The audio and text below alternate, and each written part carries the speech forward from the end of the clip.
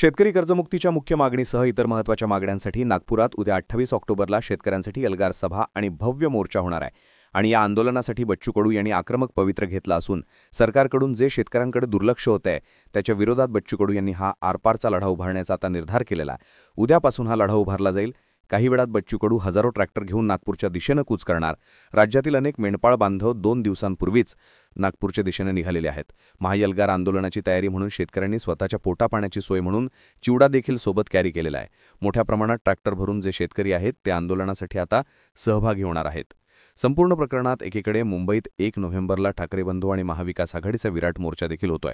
आता 28 ऑक्टोबरला उद्या बच्चू कडू एक मोठा मोर्चा आयोजित करतील आणि त्यानंतर 1 नोव्हेंबरला मतचोरीच्या मतदार याद्यांच्या घोळावरून जो प्रकरण जो समोर आलेलं आहे त्यावरती सर्व पक्ष नेत्यांनी विरोधातील सर्व पक्ष नेत्यांनी अजून 1 नोव्हेंबरला देखील विराट मोर्चा करण्याचं ठरवलेलं आहे.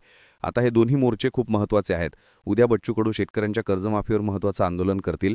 एकूण काय तर आंदोलनात महायुती सरकार आणि भाजपचे आता दमछाक उडणार आहे एवढं मात्र नक्की आहे. कारण की सर्व पक्षीय नेते त्यात राज ठाकरे देखील 1 नोव्हेंबरला रस्त्यावरती उतरतील आणि दुसरीकडे बच्चू कडू यांनी 28 ऑक्टोबरपासूनच त्यांची लढाई जी आहे ती सुरू केलेली असेल. कर्जमाफीवरती ही लढाई असणार आहे आणि कर्जमाफी होईपर्यंत आंदोलन मागे घेणार नाही असा आक्रमक पवित्रा बच्चू कडू यांनी देखील घेतलेला आहे. कर्जमाफीचं लेखी आश्वासन मिळेपर्यंत आता माघार नाही असं त्यांचं म्हणणं आहे.